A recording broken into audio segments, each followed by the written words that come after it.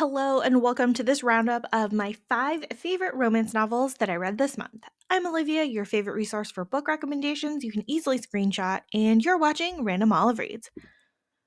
First up is A First Time Caller by B.K. Borison. This is a contemporary romance and book one of the Heartstrings series.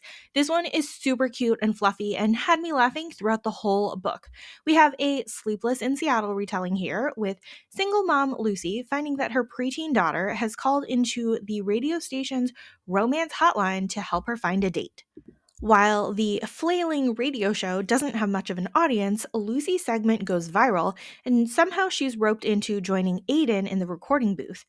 Aiden is the ultimate grump who doesn't believe in love, or rather, he avoids it altogether to prevent any heartbreak. But the chemistry between him and Lucy has got listeners tuning into the radio show in droves. They are absolutely adorable together, and the flirting is top notch. I love Lucy's whole support system who's rooting for her happiness. This book is the slowest of slow burns, but the payoff is worth it. I loved it so much. Where Have All the Scoundrels Gone by Louisa Darling is a historical romance and book two of the Dukes in Disguise series.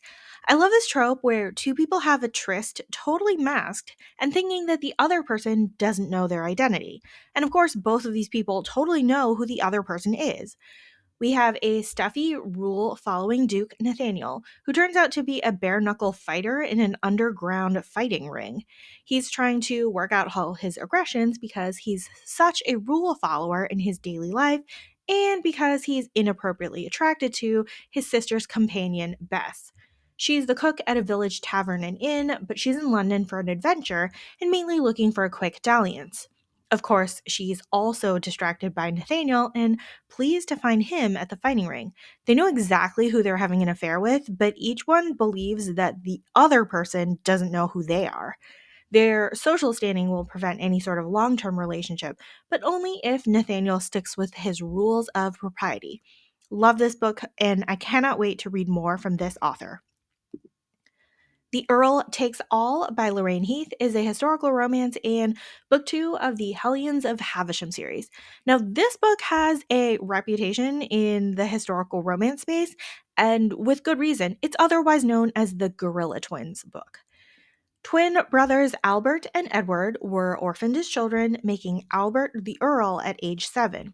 When they go on safari together, Albert is tragically killed by a gorilla, and then he extracts a deathbed promise from Edward to pretend to be him so that his pregnant wife Julia, waiting at home, does not suffer a miscarriage. We start the book pretty much at the funeral of Edward, and the Countess is worrying why her husband has been distant since his return.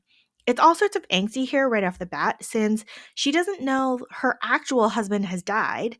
Plus, she's feeling insecure about looking different during her pregnancy. And her husband has come back acting weird. Edward is basically scared of any wrong move harming Julia and the baby, and he's also fighting his attraction for her. It's a huge mess of confusing emotions through the entire book, and such a great read. This one is required reading for all historical romance fans. A Tropical Rebel Gets the Duke by Adriana Herrera is a historical romance and book three of the Las Leonas series. Our grumpy, stuffy doctor friend Aurora gets her romance here with Apollo, who is a recent duke. The setup here is mostly a no strings attached affair since Aurora is busy running her illegal women's clinics and Apollo is trying to cement his place into the English aristocracy. Except they catch all sorts of feelings and are insanely protective of each other. We get all sorts of drama in the form of Aurora's traumatic past and Apollo's political ambitions, which is interesting to read. This book is super steamy, and I especially loved Apollo's caretaking of Aurora. This one gets a bonus point for dealing with issues of women's health and reproductive rights and these illegal clinics that Aurora is running to help the women in her life. Never Gamble Your Heart by Lindsay Lovis is a historical romance and book two of the Secret Society of Governess Spies series. Frankie is the outspoken and socially awkward governess sent to spy on gambling hell owner Jasper, who has a 15-year-old niece living with him after his brother had passed away.